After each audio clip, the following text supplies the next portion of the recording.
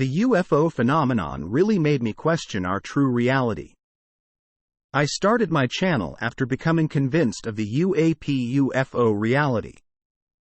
I have been following developments since 2017, including the New York Times article about the Pentagon and flying saucers, secret programs like AATIP, and whistleblowers like Lou Elizondo and, more recently, David Grush. I was certain that the UAP phenomenon is related to extraterrestrials from another solar system. And I wouldn't even consider looking into the spiritual aspect or the ancient texts and religions. As every regular person, I thought the ancient people didn't know any better, so they made up stories. My videos, excluding the last 4, were mainly based on ETs, and I even connected the interdimensional aspect to them being ETs from parallel universes. But as I was doing my research, I started reading more about the CIA programs related to remote viewing, ESP, etc. And about certain people having these abilities to see into the future or astral project their consciousness to different places and times. I didn't think too much into that. I just put that in the back of my head and carried on with ETs.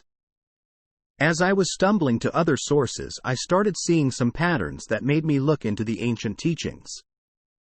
The symbols, and of course we've all heard of the show Ancient Aliens. Ancient Aliens took many symbols and connected them to beings from other planets, which angered many people and scientists. The main criticism was related to denying different cultures their achievements and giving credit to a race from another planet. Many even called this racist. However, the scientific community isn't too generous with the ancients either.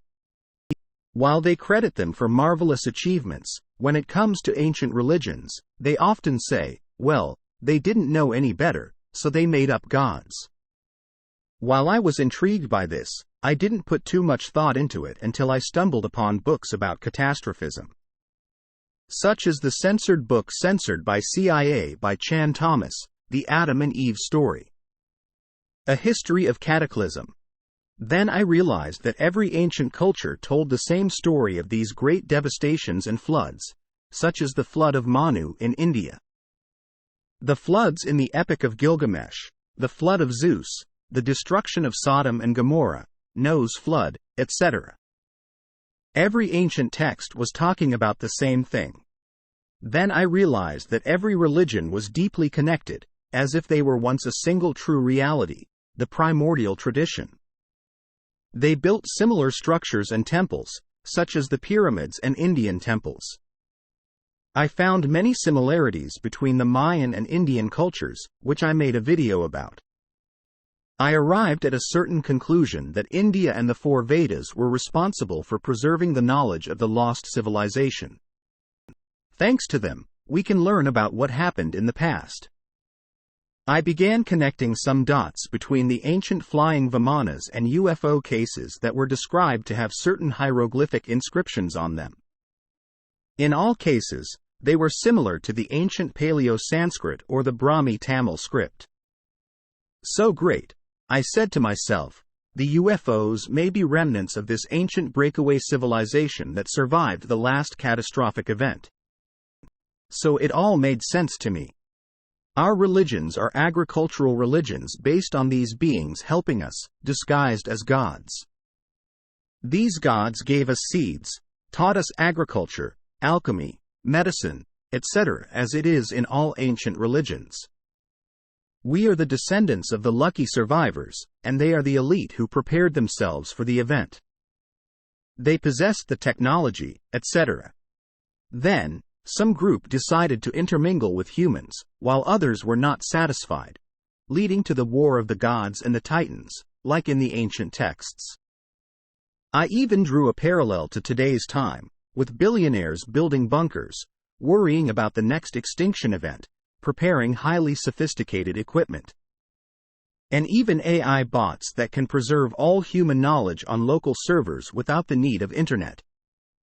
There is an interesting article from The Guardian titled "The Super Rich Preppers Planning to Save Themselves from the Apocalypse." Or the one from 2016 where Sam Altman, the CEO of OpenAI, essentially predicts the pandemic and, together with Peter Thiel, are doom preppers who believe the end of civilization is near.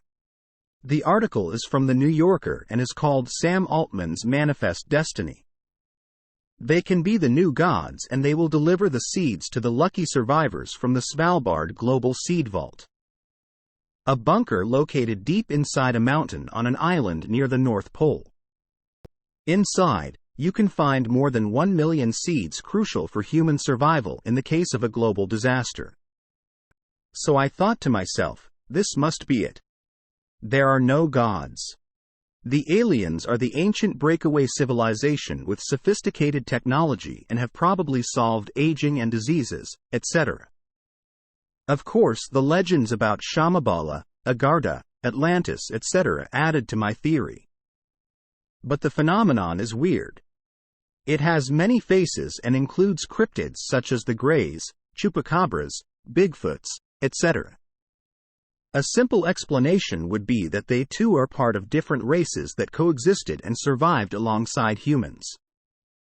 But in many cases, they are described as suddenly appearing or transforming into orbs, disappearing, and when we add remote viewing, especially the ability to see into the future, astral projections, and other powers that people possess, something doesn't add up.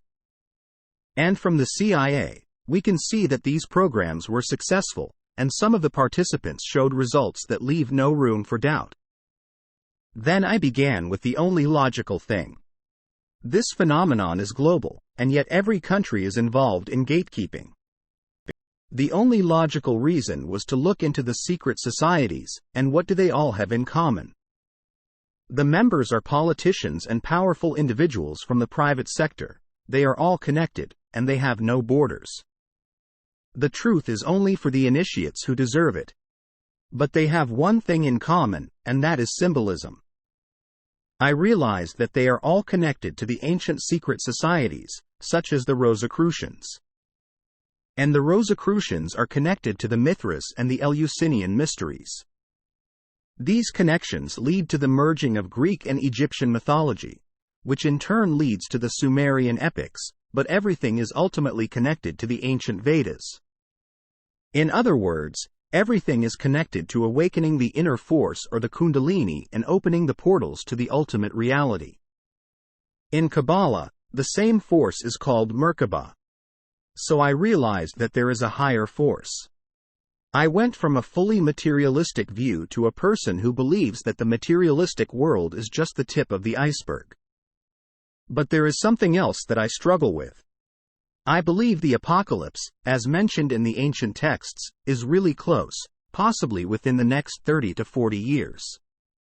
I think that global warming is not solely connected to human actions, although I agree that we pollute the planet. I believe it's all connected to the great cycles, including the magnetic pole shift, solar activity, and the decreasing Earth's magnetic field. I think these factors would speed up the process of evolution well. Post from user Gadadat at Reddit.